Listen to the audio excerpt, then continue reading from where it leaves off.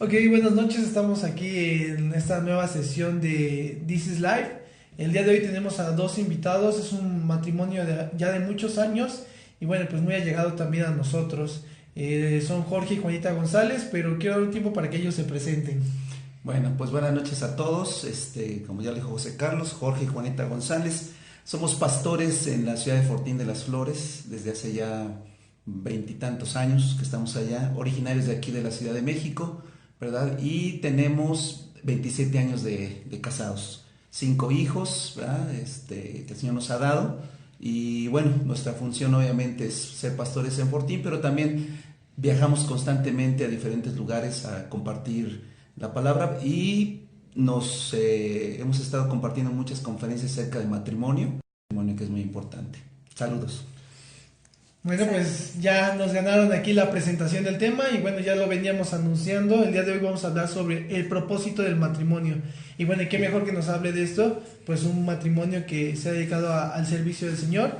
Y como bien lo decían, pues aquí no se trata de solamente sus experiencias, que son buenas, que obviamente ayudan, pero aquí lo ideal es platicar sobre lo que a la luz de la palabra hemos comprendido, ¿no? Entonces, pues los invitamos a que puedan ir haciendo preguntas a lo largo de esta sesión. Vayan haciendo nuestras preguntas, ahorita todo el equipo nos las van a estar pasando y pues como ya saben la dinámica es algunas preguntas que hemos creado como equipo, pues vamos a irlas compartiendo, ¿vale? Entonces no olviden hacer algunas preguntas por ahí para que al final, y saludos también, para que las podamos compartir. Vale, pues alguna de las preguntas que hacíamos como equipo era, pues como tal, ¿no? ¿Cuál es la base bíblica del matrimonio? ¿Cuál es la esencia o el propósito del matrimonio? Ok, bueno, pues la base bíblica del matrimonio obviamente la encontramos en el libro del Génesis. Una lectura rápida del capítulo 1 y capítulo 2 del Génesis nos muestran claramente que el matrimonio es una idea de Dios, que el matrimonio nació en Dios y nació con un propósito, y el propósito del matrimonio, según estos capítulos, no es lo que actualmente se piensa, que el matrimonio a establecer la voluntad de Dios en esta tierra. Entonces podríamos definir el matrimonio como un pacto que realiza un hombre y una mujer para cumplir un propósito en esta tierra. Y ese pacto tiene como base el amor. Entonces lo podría definir de esa manera. Ok, y es interesante, ¿no? Esta parte del pacto donde cada persona, en un pacto hay dos personas, ¿no? Y ellos van por su propia causa, van por una determinación y como bien decía, ¿no? La intención no es solamente el hecho de que las personas por su propia voluntad lo hagan, ni porque ellos quieran hacerlo, sino en esencia también es entendiendo cuál es el verdadero propósito del matrimonio, que es obviamente honrar a Dios, ¿no? Uh-huh. Con base en esto también pues queríamos uno que es sin él. ¿Cuáles son las diferencias? Bueno, pues claramente sabemos que un matrimonio que conoce a Cristo, que tiene a Dios en su vida, obviamente su vida, o sea, nuestro matrimonio está basado y nuestra vida está basada bajo los principios de Dios. Este, y por lo tanto, quien es gobernado por Dios, vivimos y comprendemos muy bien lo que es pacto y podemos vivir también lo que es el verdadero amor, el amor genuino, ¿no? El amor del cual habla 1 Corintios 13, que los que vivimos gobernados por Dios, pues el amor que sale de nosotros para nuestro cónyuge, pues es el amor que viene de Dios, y dice 1 Corintios 13, habla de ese tipo de amor, que el amor es sufrido, el amor es benigno, el amor es bondadoso, el amor no tiene envidias, no busca lo suyo, no guarda rencor, no se irrita. Entonces hablamos de ese tipo de amor, pero también hablamos de que cuando nosotros estamos gobernados por Dios, entonces entendemos lo que es un pacto. Entendemos que el matrimonio es para siempre, entendemos que en el matrimonio no hay un inicio, pero no habrá un final, ¿no? Cuando pactamos, cuando hacemos ese compromiso, vaya delante de un juez o delante de Dios y de los familiares como testigos, hablamos de que es un matrimonio para siempre, de que es un matrimonio que hasta que la muerte nos separe, y bueno, nos regimos también por los no estamos bajo el gobierno de Dios. Si no lo conocemos, si no conocemos a Dios, no sabremos lo que es realmente un pacto y tampoco no podremos dar ese amor que solo viene de Él, ¿no? Claro. Podemos esforzar en querer tener un amor genuino y que permanezca para siempre, pero si no lo tenemos, no lo hemos experimentado en Dios, obviamente no podemos dar lo que no tenemos. Por supuesto, y creo que va todavía más allá, ¿no? Porque seguramente algún matrimonio dirá, oye, pero es que nosotros llevamos más de 30, 40 años de casados y seguimos juntos, ¿no? Pero bien decía, ¿no? Cuando el camino es Dios, sobre el amor, ¿no? Porque 1 Corintios 13 menciona amor y todos hablamos de amor, claro. Y el amor es el amor a mi hermano, el amor a mi amigo y el amor a mi esposa, y bueno, es que yo amo a mi novia, bueno, pero yo sé que es un poquito más profundo. ¿Nos puedes compartir un poquito de eso? En ese sentido debemos entender que la palabra fue escrita en un idioma que no fue español. La palabra en Nuevo Testamento fue escrito en griego. Y el idioma griego es un idioma más rico que el idioma español, es decir, tiene palabras específicas para casi cada cosa, mientras que el español engloba muchas cosas. Y eso que el español... Sí, eso que el español es un idioma rico, ¿no? Sí. No estamos diciendo... pero entonces el asunto es que hoy en día nosotros, las parejas, aún cristianas y las no cristianas, escuchamos amor y lo relacionamos a nuestro propio entendimiento del amor. Un sentimiento, sí, un sentimiento. Una emoción. Entonces, el amor, según lo humano, es un sentimiento, son sensaciones que te gratifican. Exacto. O sea que al final de cuentas el amor siempre tiene que ver con lo que yo siento, con lo que a mí me gusta, con lo que me hace sentir bien. Y entonces ese amor lo queremos, nosotros cuando leemos la palabra pensamos que lo que está escrito se refiere a ese amor. Claro. Y es un error garrafal. ¿Por qué? Porque el amor, la palabra que se usa normalmente en Corintios 3, en Juan 3:16, en muchos pasajes del Nuevo Testamento, es el famoso ágape. Y el ágape es un amor de servicio, de sacrificio, que se concentra en la otra persona y no en uno mismo. Y ya te cambia todo el panorama.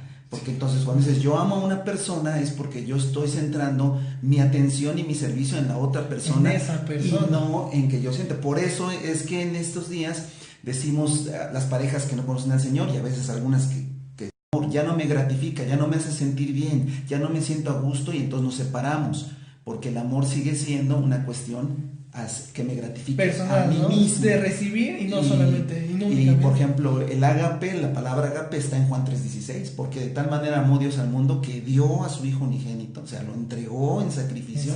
Entonces, cuando habla del amor, como si mi esposa decía 1 Corintios 13, está hablando del amor sacrificial. Claro, no es como esperar que la otra persona lo haga, sino que yo en amor hago eso, ¿no? Exacto. Y es muy importante porque en algunos de nuestros videos se los compartimos, que es por eso estamos como estamos, ya lo podrán ver ahí en nuestros videos. Cuando escribíamos esto, decíamos, hoy en día las relaciones son como un contrato de conveniencia. Mientras me conviene, porque a lo mejor en nuestros intereses, probablemente gustos físicos o gustos almáticos nos llevamos súper bien, estamos en un trabajo semejante, inclusive nuestros recursos económicos van bien, pues ahí nos mantenemos. Pero en cuanto eso cambia, como no es entendido esta palabra amor, entonces dicen, no, es que se me acabó el amor, ¿sabes qué? Ya no siento lo mismo, o yo tengo que seguir mis sueños y tú los tuyos, y entonces nos separamos. Ya no tiene sentido seguir juntos. Y perdemos este pacto inicial, ¿no? Que mencionaba, ¿no? Ese pacto donde los dos voluntariamente se ofrecen uno al otro. Exacto, porque a veces hemos platicado, mi esposo y yo, y hemos estado compartiendo acerca de que la gran mayoría de personas, cuando se casan, o sea, cuando se casaron, cuando fueron, hicieron un contrato ahí ante el juez, o ya igual, fueron y hicieron, no sé, su matrimonio que va a durar para siempre, pero en realidad la gran mayoría de nosotros, como nos casamos, pues algunos muy jóvenes, algunos ya no tan jóvenes, pero por lo regular no se piensa, no se meditó en lo que estábamos haciendo, nos fuimos porque sentíamos amor por la persona, pero ni siquiera eran sensaciones, porque ni siquiera era un sentimiento, pero basado en las sensaciones, en que lo veo y me emociono y siento varios años y no pasan en balde. Y uno dice, bueno, creo que ya no me gusta tanto, entonces ya no la amo como antes, ya no lo amo como antes, porque ya no lo siento. Entonces nosotros por lo regular le decimos a los jóvenes, ¿no? No lo amas o no la amas, te gusta, sientes pasión por, pero no puedes decir que amas a la persona porque aún no la conoces. Sí, claro. Tú sientes que amas o piensas o que dentro de lo que tú comprendes o anhelas, es el porque amor, tal vez ¿no? anhelas amarlo, ¿no? Pero hasta que no tienes esa experiencia, pues Exacto, no lo puedes ver, ¿no? exacto, porque no conoces a la persona. Sí, por y el supuesto. amor del cual nosotros estamos hablando también, del que como cristianos nosotros basamos en los principios del Señor, y por eso citamos la palabra en 1 Corintios 13, que el amor va mucho más allá, el amor ya basado en un entendimiento también de que van a pasar los años, va a pasar la juventud, va a pasar la belleza, ¿no? Van a pasar quizás los gustos, los anhelos, exacto. van a cumplir algunos propósitos, metas. Pero como estás centrado en la otra persona y no en lo que tú sientes, ese amor que es el amor de Dios, que es importante. Luego entonces permanece, Claro. Okay. y permanece para siempre. Entonces, como dando conclusión a esto, creo yo, no sé si están de acuerdo, una es que es un pacto de por vida, y en el cual nos entregamos a la otra persona. Es una diferencia, ¿no? No estoy esperando algo a cambio, más bien yo me entrego a esa persona entendiendo que voy a dar todo por ella, ¿no? Exacto. Vale, entonces hay una tercera pregunta, dice, ¿cómo puede una persona que ya se casó, ¿sí?, dar propósito a su matrimonio? Estamos hablando de una persona que está escuchando, que ya ha escuchado el evangelio, o tal vez es nuevo esto y dice, ok, yo no me cansé del evangelio, ahora, ¿qué puedo hacer? ¿Cómo le puedo dar un propósito? Ok, yo creo que la respuesta está en el evangelio, ¿verdad? O sea, entender el evangelio, es decir, cuando tú ya estás casado, conoces al Señor y has casado y no te casaste con un propósito, pero quieres darle propósito a tu matrimonio, al final de cuentas tiene que ver con el evangelio. Es decir, cuando entendemos el evangelio de manera correcta, donde ya no vivimos para nosotros, ese es el tema. El problema del fracaso del matrimonio es que la sociedad se ha apropiado, y obviamente eso nunca le va a dar propósito en Dios al matrimonio. Cuando nosotros comprendemos el evangelio de que ya no vivimos para nosotros, sino que estamos crucificados y muertos en Cristo, ¿verdad?, y que el Espíritu vive en nosotros para guiarnos nuestra vida, ¿sí?, y por lo tanto es el Espíritu de Dios la fuerza que se mueve dentro de nosotros y la guianza, porque el Espíritu es una persona. Él nos va a guiar a que nuestro matrimonio no esté centrado en nosotros ser felices, en nosotros llevarnos bien, en que en nuestra casa haya un bonito matrimonio, sino que tener un matrimonio que funcione de manera correcta no es el fin. Sí, claro. Sí, sino que eso es la base para cumplir un propósito. Solamente lo vas a poder encontrar cuando entiendas el evangelio, porque lamentablemente también se está predicando el evangelio de la autogratificación de la persona, para que te vaya bien, para que tengas, para que seas feliz. Pero el evangelio verdaderamente te está hablando de la negación de ti mismo para que la vida de Cristo aflore y se cumpla un propósito. Después de todo, la vida en Cristo es, al igual que el matrimonio, un pacto. Y un pacto aún más importante, porque es con Dios mismo, en el cual tú estás entregando tu vida a Él, y en ese momento pues tú vives para Él, ¿no? Entonces, sobre esta plataforma es más fácil, porque en un momento dado, cuando planteamos la primera pregunta, alguno podría decir, oye, pero pues es que es difícil, es que ¿cómo es que yo voy a poder hacer esto? Porque pues yo también tengo sentimientos, yo también tengo voluntad y todo, pero cuando entiendes que estamos en Cristo, pues realmente tú sometes esa voluntad a lo que Dios dice, al igual que la otra persona. Entonces pueden congeniar y seguir el camino que Cristo dice, que Dios dice a través de su palabra, y no el que nuestra formación o nuestras creencias tengan, ¿no? Ok, sí. Vale. Ahorita vamos a ir viendo algunas preguntas que nos están escribiendo por ahí. Vamos con la tercera y después nos vamos a tomar en cuenta estas. Okay. Dice, ¿cómo puedo...? La cuarta. Me quiero casar, pero mi pareja no comprende la importancia que tiene Cristo en mi vida. ¿Qué sucede cuando una de estas personas, ya sea el varón o la mujer, tiene la intención de casarse, y cuando ya llega a esa intención, ya tiene esa disposición, la otra persona no la tiene, no tiene la misma relevancia de Jesús o Jesucristo, el Evangelio, en su vida, ¿no? ¿Qué pasa en estos casos? Bueno, la Biblia nos habla, acerca del yugo desigual. Entonces, cuando definitivamente desde ahí nos está hablando de que no habrá, cuando una persona no entiende que yo quiero seguir a Dios, que yo quiero buscar a Dios, que yo quiero obedecer a Dios, que yo quiero, porque mi vida está totalmente guiada y dirigida bajo los principios de Dios, bajo el gobierno de Dios. Luego entonces, aunque yo quiera, aunque la persona me agrade demasiado, definitivamente yo sé que el yugo desigual no se podrá llevar a cabo una relación cuando hay yugo desigual. No se puede encaminar, dice la palabra, no se puede caminar si las dos personas no se pusieran de acuerdo y no estuvieran de acuerdo en algo. Claro está entonces que queremos ser claros y sinceros con los que nos están escuchando. Definitivamente es muy difícil llevar una relación cuando una persona piensa una cosa de una manera y la otra piensa otra. Porque la relación de matrimonio es la relación más fuerte que puede existir en los seres humanos. No hay relación más fuerte que la del matrimonio. Te unes en espíritu, alma y cuerpo. ¿Sí? Y la Biblia enseña que tú te haces uno con la otra pareja. Entonces es cuestión a veces de lógica.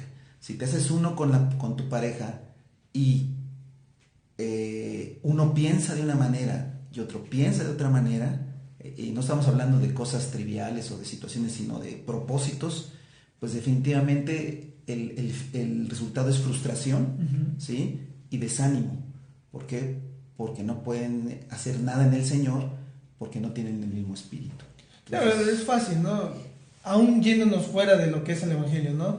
Si yo tengo una forma de vida, una forma de pensar, una forma de resolver mis problemas y la otra persona tiene una totalmente distinta, aunque podamos decir lo tolero, lo respeto, pues en todo momento conviven, ¿no? Entonces esa sensación de, bueno, voy a ceder y voy a ceder, pero es el mismo punto, el mismo argumento, pues llega un punto donde se convierte en algo frustrante, ¿no? Y obviamente cuando tu vida está dirigida en Cristo, pues aún más, ¿no? Porque tú vas a querer dar más para la vida del Evangelio y la otra persona dice, no, pues a mí no tiene esa importancia, ¿no? Y cuando vengan los hijos, por ejemplo, que es algo importante en el matrimonio, pues también esa formación, ¿no? A lo mejor uno querrá darle esa formación y el otro no le dará importancia, ¿no? Y eso, pues, debemos recordar que todo lo que el Señor nos dice que no quiere que hagamos, no es un capricho de Dios sin sentido, ¿no? No. Sino tiene que ver porque Él quiere que no pasemos por ciertas cosas. Exacto.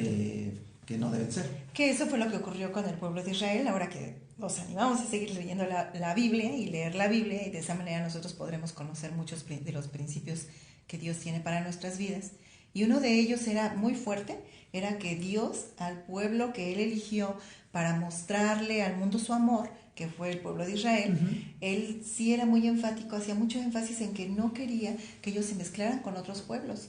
Y no era por otra cosa. Él necesitaba tener un pueblo puro, un pueblo que no viviera y que no empezara a practicar las costumbres de pueblos extranjeros que no eran favorables para un pueblo que él quería tener, un pueblo que él como modelo para la humanidad. Entonces ahí él toca, si nosotros los que estamos leyendo la palabra ahorita en el Antiguo Testamento, se van a corroborar este dato que les estamos compartiendo acerca del yugo desigual. El yugo desigual siempre los va a llevar, ¿qué? Al fracaso. Cuando el pueblo de Israel no obedeció en muchas ocasiones y sí hicieron y empezaron a vivir y a practicar ciertas cosas que Dios les dijo que no, los llevó muchas veces a que no podían conquistar los lugares que Dios les llevó a que conquistaran, a que no podían vivir en paz, a guerras, a fracasos, a frustraciones, porque definitivamente no se puede, si nosotros mismos decimos, no se puede, no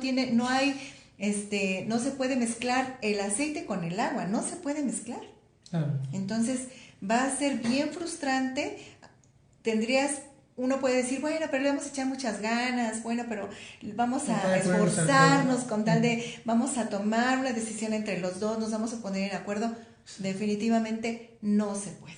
Sí, es muy complicado, ¿no? Sí, yo creo que es como, después de todo, Dios es como un padre amoroso, ¿no? Entonces, cuando a lo mejor yo no soy papá, pero tengo un alumno, ¿no? Y de repente si el alumno se me está subiendo a la banca y veo que la banca está alta y está floja, lo primero que le digo, oye, no puedes subirte, bájate, le doy una instrucción. Y tal vez el niño podría decir, ay, ¿y por qué? Si yo quiero estar aquí arriba, me gusta. Pero en realidad yo lo que estoy es previendo los riesgos que tienen, ¿no? Entonces, estas instrucciones de Dios son precisamente para prevenir este tipo de situaciones y que podamos tener una vida de mejor manera, como es de acuerdo al propósito que Él tiene destinado para nosotros. Aquí menciona algunos comentarios, por ejemplo, ¿qué pasa en caso de unos padres que se llevan más de 20 años y todo va súper bien? O sea, quiero pensar que esta persona menciona que sus padres llevan 20 años, no necesariamente del Evangelio, y pues su vida va bien, ¿no? Sí, bueno, la respuesta, sí, yo también entiendo eso que están preguntando. Bueno, lo que están diciendo no se aplica de manera general porque mis padres se llevan súper bien, ¿verdad? Y no necesariamente están en Cristo. Sí, sí, yo también conozco parejas que se llevan súper bien y no están en Cristo. Pero recuerden que estamos hablando que el propósito no es llevarse súper bien. El propósito es servir a Dios. Entonces se pueden llevar súper bien, no digo que no, pero no están sirviendo al propósito de Dios. ¿Sí? ¿Por qué? Porque no lo conocen. Tú no puedes vivir en el propósito de Dios si no conoces a Dios. Claro. Si tú no conoces a Dios, si no tienes en comunión con el Señor, si no conoces su palabra, si tú no has nacido de nuevo por el Espíritu de Dios, ¿verdad? Tú no vas a entender los propósitos de Dios. Entonces, finalmente, está bien, se llevan bien, adelante, qué bueno, pero no están cumpliendo el propósito. Recuerden que en Génesis, capítulo 1 y 2, ahí Dios no creó al hombre y a la mujer para que se lleven súper bien, sino creó al hombre y a la mujer para que cumplieran un propósito. Sí, claro, y aparte las bendiciones de tener un matrimonio conforme a los propósitos de Dios va más allá de decir, bueno, sacamos adelante a nuestros hijos y la pasamos bien. Qué bueno, ¿no? O sea, qué bien y está muy padre. Pero podemos ver a personas en Cristo, en el Evangelio, que por añadidura están súper bien. O sea, eso no queda en tela de juicio. Más bien pueden ver bendiciones en sus hijos, en su entorno, que trascienden más allá de simplemente decir, pues nos mantuvimos 20, 30, 40 años, porque todos conocemos parejas que viven así, pero también entendamos que muchas de estas parejas, a lo mejor yo como hijo, no lo veo en mi familia, porque muchas veces los papás pues tienen su intimidad, ¿no? Claro, y ellos guardan sus cosas, ¿no? Yo puedo decir, mis papás están súper bien, pero ellos tendrán dentro de cuántas cosas han soportado, cuántas cosas han pasado. Es lo que yo veo por fuera. Exactamente, entonces... Más bien, pues yo creo que eso es algo que cada individuo, cada matrimonio puede decir, sí es cierto, yo he pasado 20 años, pero tal vez si hubiera entendido un poquito esto de no está en mí, es mejor dar que recibir, o sea, la intención del Evangelio es que no está centrado en mí, claro, probablemente sería diferente, sí, ¿no? Ahora, una experiencia que hemos tenido en las conferencias que damos para matrimonios, donde va todo tipo de gente, parejas que están muy mal y parejas que están muy bien. Sí, claro. O sea, la experiencia que hemos tenido con parejas que dicen, nosotros tenemos 25, 30 años de casados, ¿verdad? Y llevamos una relación bien. Cuando escuchan los propósitos de Dios, cuando escuchan el Evangelio, cuando escuchan, ellos saben y nos han dicho, es que esto no lo conocíamos, no lo sabíamos, porque en realidad esto nos lleva a otra cosa, a otro nivel, a otro entendimiento de que nuestro matrimonio no le ha servido a Dios, nuestro matrimonio se ha centrado en nosotros mismos. Vivimos en una sociedad que se centra en sí mismo.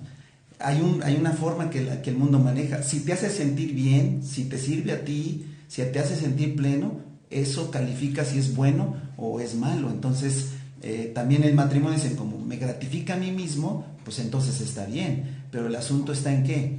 En que debemos servir a los propósitos. El matrimonio no fue hecho para la felicidad de los hombres. El matrimonio fue hecho para cumplir un propósito en Dios. La felicidad, como tú lo dijiste, está en servirle a Dios.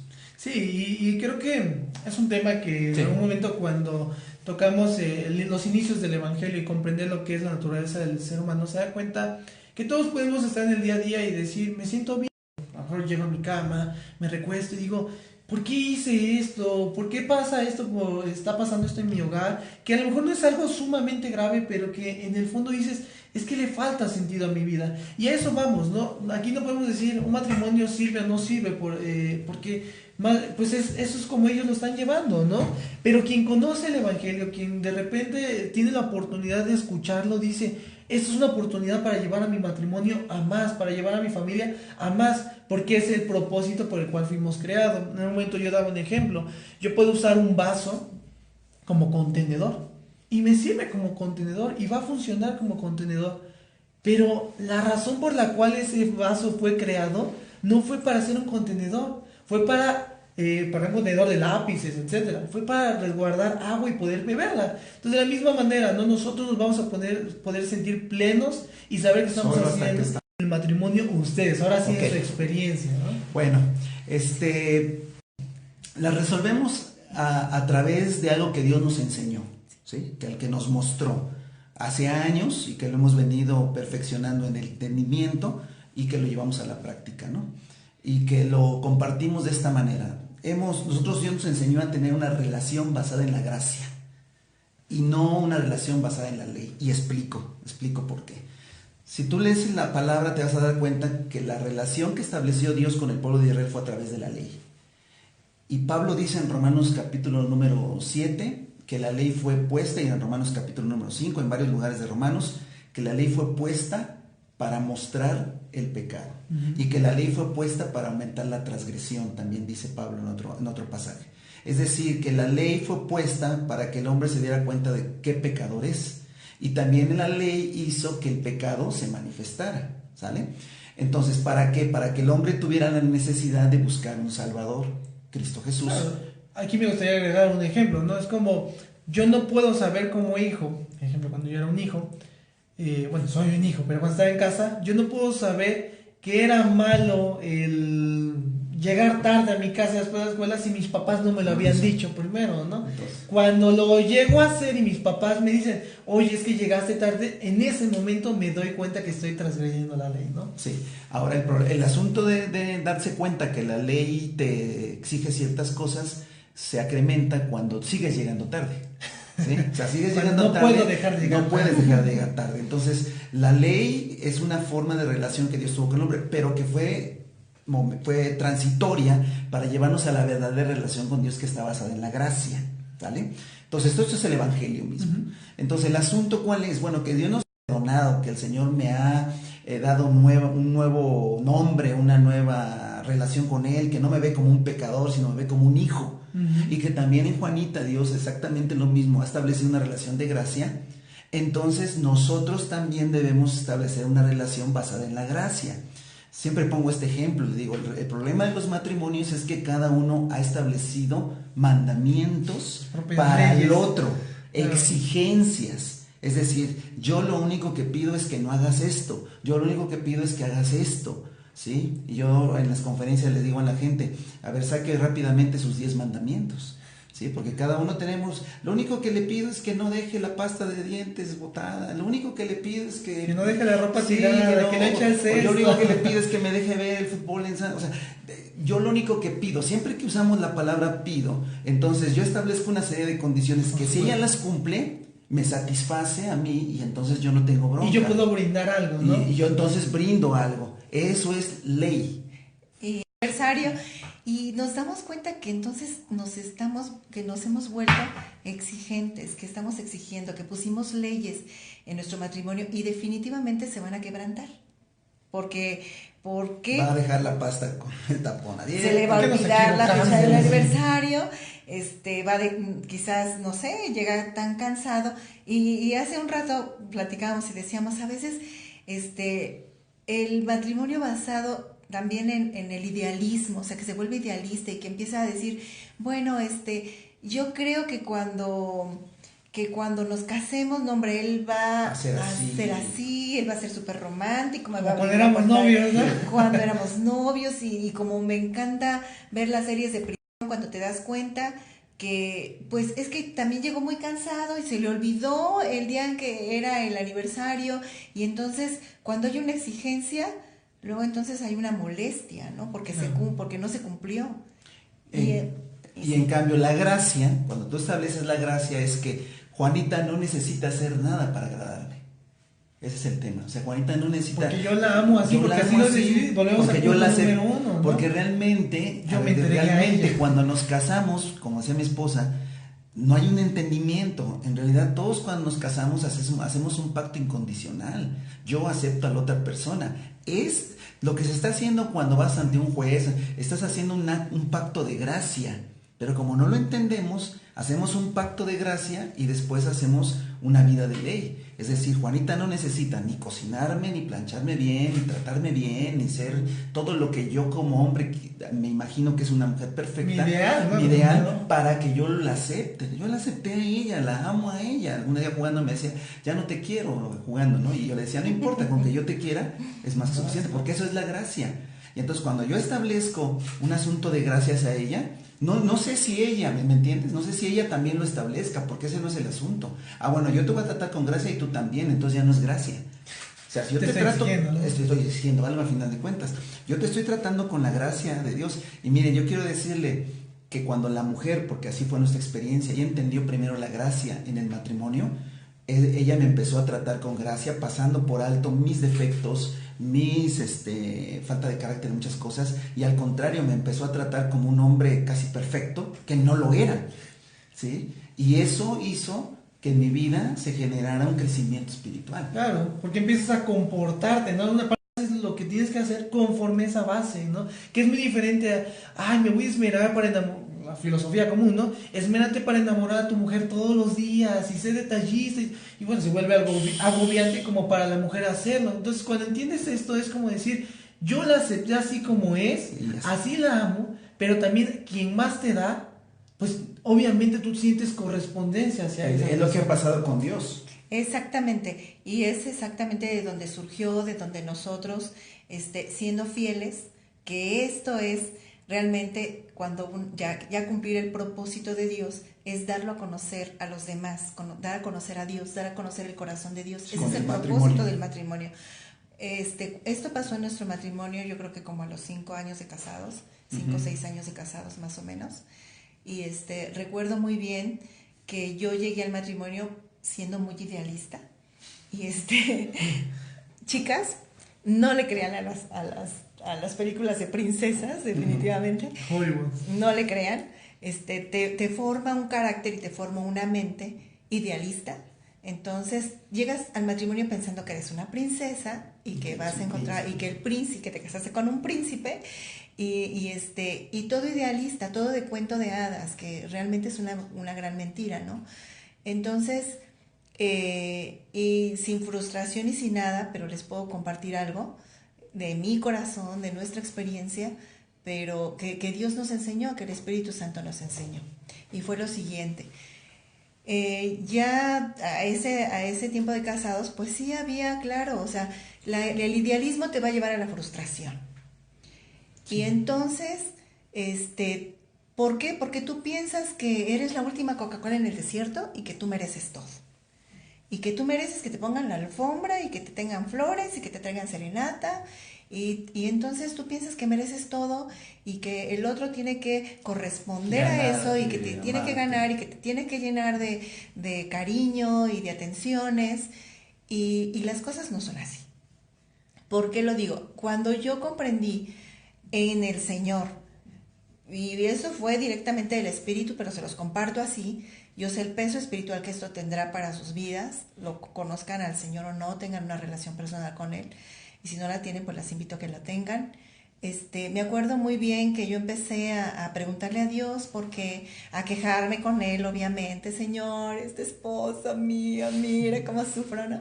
Una Magdalena, toda una Magdalena ahí. Y cuando empecé Dios me llevó a un libro cristiano basado en te ponga más atención y sea más romántico y más atento. Sí. Y oh sorpresa, cuando yo me di cuenta, cuando a mí la lectura porque era basado en la palabra, en Proverbios, la mujer sabia edifica su casa, mas la necia con sus manos la derriba, recuerdo muy bien.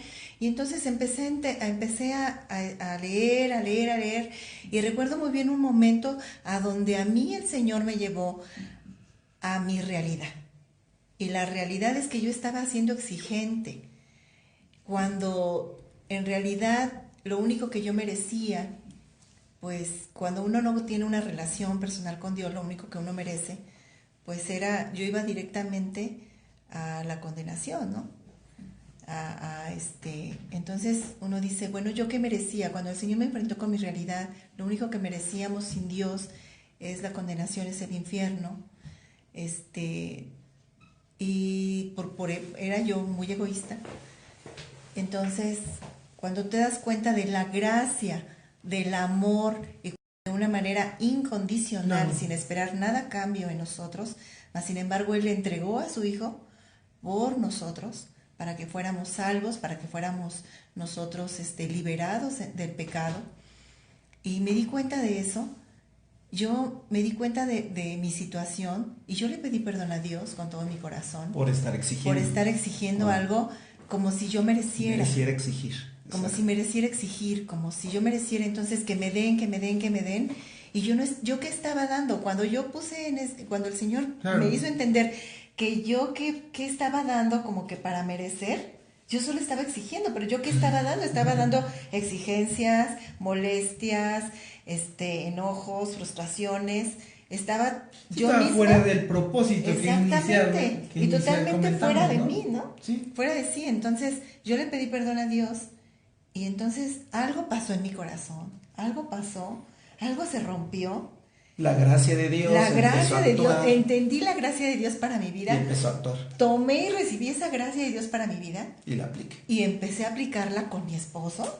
Y empecé a decirle, perdóname, me recuerdo muy bien que le dije, escúchame, no me digas nada, solo escúchame. Y le empecé a decir, ¿sabes qué? Perdóname, te quiero pedir perdón. Yo entendí que no eras esa última Coca-Cola en el desierto. Y yo le dije, perdóname por todas las exigencias. Yo te amo. Como eres. Yo te amo como eres. No yo cuando problema. me casé contigo, yo decidí amarte. Me imagino su cara así como Sí, él solo me veía. Yo le decía, yo decidí amarte. No necesitas hacer nada. No necesitas escribirme poemas. No lo hacías, porque tú no lo hacías. Entonces, ¿de dónde tomé esa idea de que tenía que ser ya dentro del matrimonio? Yo ¿no? acepté desde un inicio eso. Yo pacté eso. Yo pacté serte fiel en las buenas, en las malas, en todas las circunstancias. Y entonces yo le dije, ¿sabes qué? No tienes que hacer nada. La verdad que lo liberé. Y le dije, y perdóname. Perdóname por todas las matrimonio exigencias. entró en otro. Y claro, y sobre esa plataforma, pues, recibiendo eso, dices, no, pues lo voy a empezar a hacer. Entonces, ¿no? ¿cómo resolvemos nuestros problemas en el matrimonio? Con pura gracia. Con pura gracia, muy bien, es un perdón completo, ¿no? Bueno, pues vamos a ir finalizando, pero no me gustaría dejar estas preguntas que nos estuvieran haciendo. Por ejemplo, dice, ¿qué aconsejarle a un varón que su esposa quiere separarse, pero él no lo desea? Son creyentes. ¿Qué aconsejarle a un varón que su esposa quiere separarse? Son creyentes. Bueno, yo creo que el varón lo que tiene que hacer es pedirle a su esposa que tengan una buena plática con alguien que le explique bien el evangelio a su esposa. Porque juntos, ¿no? Sí, porque si la esposa se quiere separar y es creyente, creo que no ha entendido el evangelio. Claro, estamos hablando de creyentes, no tal vez alguien que me dice, no conozco, pero si esa persona se considera. Yo creo que tienen que buscar un momento de consejería, no para hablar del matrimonio, sino para hablar del evangelio. Sí, claro. Para hablar de las bases, porque creo que ahí las cosas no se han entendido del evangelio, si no la esposa no tendría ese pensamiento. Esa es la respuesta que yo daría. Sí, por supuesto. Y también digo, en algún momento de una de las respuestas que teníamos consideradas es, no recuerdo ahorita el versículo, cuando la mujer le dice, Pablo llama a la mujer, en donde si tu esposo no es creyente, haz que a través de tu vida vea el evangelio, ¿no? Sí, también sí. es importante eso. Sí, si a una mujer, no, es que en Pablo en 1 Corintios capítulo 7, si a las mujeres que esposos no son creyentes, se les dice que permanezcan. Claro. Y cuanto más dos creyentes. Sí, Entonces, algo no está entendido del evangelio. Y seguramente algo se está viviendo que en algún ministerio no está funcionando. No, Qué interesante.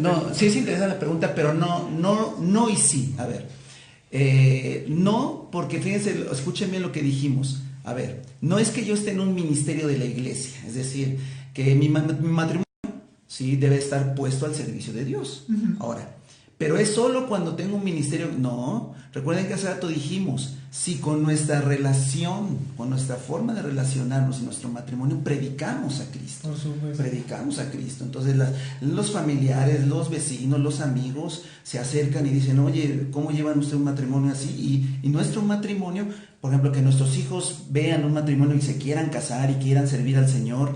O sea, es el primer ministerio. Sí, entonces no necesariamente que hasta que tengo un ministerio en la iglesia, el propósito está cumpliendo. Se puede estar cumpliendo de manera natural cuando la gente ve a Cristo, ve a Dios en nuestras vidas. Eso es lo que estamos diciendo. Por eso hace rato decían, bueno, un matrimonio que se lleva muy bien, sí, pero, o sea, se ven ellos llevando bien, no se ve a Cristo. Sí, y si ustedes acaban de escuchar todo lo que estamos diciendo, no es que Jorge y Juanita son buenas personas. Porque en realidad no lo son, entendiendo el Evangelio, no somos buenas personas. Es la gracia que yo recibí de parte. Entonces habría exigencias. Pero entonces no es que seamos buenos. Entonces cuando tú dejas que el propósito de Dios se cumpla, es cuando dejas que Dios se vea en tu matrimonio. Ok. De hecho, dice aquí, ¿qué hacer cuando uno de los cónyuges dice, pues no funcionamos como matrimonio después de 25 años de casado? Creo que es parte de lo que es parte primero, ¿no? Si no son creyentes, necesitan conocer la palabra, el evangelio. Si son creyentes, ¿qué hace cuando uno de los cónyuges dice, pues no funcionamos como matrimonio después de 25 años? Bueno, yo creo que necesitan sentarse con alguien, pastor, y que les explique bien el evangelio, porque son frases que no puede decir. Miren, una cosa que les quiero decir: el matrimonio es para gente espiritual. Sí. El matrimonio es antinatural, y lo quiero explicar rápidamente. ¿Por qué decimos que es antinatural? Porque la naturaleza del hombre es egoísta. La naturaleza de hombre y mujer somos egoístas. El matrimonio es una antítesis de esa naturaleza. Entonces, solamente tú puedes tener un matrimonio si en realidad tú has dejado que tu egoísmo sea crucificado con Cristo y la vida del Espíritu empieza a manifestarse. Sí, el matrimonio es para gente espiritual. Entonces, expresiones como estas, ¿verdad?, en creyentes, que así entendemos que sean creyentes, pues manifiestan que la vida humana, lo humano, está muy latente, está muy impregnado del espíritu de este mundo, está muy impregnado de la filosofía de este mundo. Y entonces dice el apóstol Pablo en Gálatas que nosotros, mientras estamos impregnados de los principios de este mundo, nosotros actuamos como esclavos todavía y no como personas libres en el Señor. Entonces, yo les recomiendo a todos que redefinan el evangelio, busquen a alguien que les predique el evangelio verdaderamente, el evangelio de vivir muertos en Cristo y vivir en el Espíritu, y van a entender muchas cosas. Sí, por supuesto. De igual manera los invitamos en algún momento, si tienen alguna duda más específica o quisieran platicar sobre este tema ya de manera personal, pues que nos contacten a través de nuestras redes sociales, nos pueden mandar un mensaje privado para poder darles a lo mejor, pues se pueden platicar, podemos platicar con ellos, o bien poderlos canalizar a un lugar que puedan platicar este tema ya de manera personal, ¿no? Yo creo que es un trato más fino, son situaciones que ahorita hablamos de manera muy general, pero pues que cada matrimonio pues tiene sus razones para pensarlo, para creerlo, pero también así como tiene sus razones, tiene su solución, que es Cristo, ¿no? Y esa es la solución como tal. Y Cristo pues se ve manifestado en nuestras vidas en el día a día, y ese es realmente el propósito, que en nuestra vida manifieste el evangelio a todos los que nos rodean. Y obviamente cuando nos casamos, pues esto se tiene que potencializar, no tiene que reducirse ni mucho menos, ¿no? Cuando nosotros nos casamos, pues como vivimos en esa misma línea, pues vamos a manifestar un estado de gracia, un estado de gratitud, dones del Espíritu, paz, alegría, todo lo que, bueno, ya es parte del Evangelio. Pues bueno, ya vamos a ir dando fin a esto. Ahora sí nos tardamos un poquito más, pero es un tema muy complejo, nos encantaría poder seguir platicando de ello. Ya en algún momento nos habían dicho ahí que los envíos fueran de 1 hora, pues indirectamente ya lo logramos. Vamos a mandar unos saludos a las personas que nos ven. Tenemos por aquí a Israel González, de allá de Fortín. Nos da mucho gusto saludarte, Isra. Igualmente a Estrella Contreras, a Rivers García, Manuel Ameca, Amsi García, a Zule también siempre nos está comentando nuestros videos. Muchas gracias, Zule, por seguirnos, y todos los demás también. Tenemos también por ahí a Carla Belmonte, ya me adelanté, Carla Belmonte. Todos los que están viendo diferentes congregaciones de allá de Fortín, de Oaxaca, luego nos están viendo también obviamente de la Ciudad de México, de Puebla y de muchos otros lugares, familiares también. Pues les agradecemos que se tomen este tiempo para escucharnos, y sobre todo pues que les sea útil, ¿no? Que pueda despertar en ustedes, a lo mejor no una respuesta, pero sí una duda de qué es el Evangelio, de qué es esta vida de la cual nosotros hablamos. Y que si es así, pues se acerquen a alguien que les pueda platicar, que les pueda compartir más allá de esto de manera personal, y puedan realmente vivirlo en sus vidas, ¿no? No sé si quieran despedirse con algo, comentar algo por último. Sí, pues animar a todos los que nos están escuchando que que pueden ustedes hacer una oración a Dios, hablar con Dios. Definitivamente no podemos dar amor si no tenemos a aquel que es el dador del amor, ¿no? Que es Dios. Y que si estás pasando por una situación muy difícil ya en tu matrimonio, pues hables con Dios y le pidas que Él te dé la solución. Él es la solución definitivamente. Si no tenemos a Dios como primer amor en nuestra vida, definitivamente no podemos amar a nuestro prójimo. Creo que el primer mandamiento y el más importante de los mandamientos es: amarás al Señor tu Dios con todo tu corazón, con todas tus fuerzas y con toda tu mente. Y luego entonces a tu prójimo como a ti mismo. Si no amas a Dios en primer lugar en tu vida, no vas a poder amar a tu prójimo, a tu próximo. Entonces, yo te animo que lo único que puede salvar tu matrimonio es que pongas en orden tu vida, ponga las prioridades, y la prioridad es amar a Dios con todo tu corazón, tener una relación con el Señor. Y mira, te voy a decir algo que no funciona es poner en el pedestal, en el primer lugar de tu vida, al esposo, a la esposa o a los hijos. Definitivamente el primer lugar es para Dios, y con Dios en tu vida te apuesto de lo que tú quieras que vas a poder vivir una vida abundante. Muy bien, bueno, pues es un gusto, fue un gusto haber estado con todos ustedes. Ya por último, Claudia, saludos, Liliana Lara, Carla Conde, Natasha Bentancur y Benja González. Pues un saludo a todos ustedes, un fuerte abrazo y esperamos verlos por aquí la próxima vez. Estamos viendo.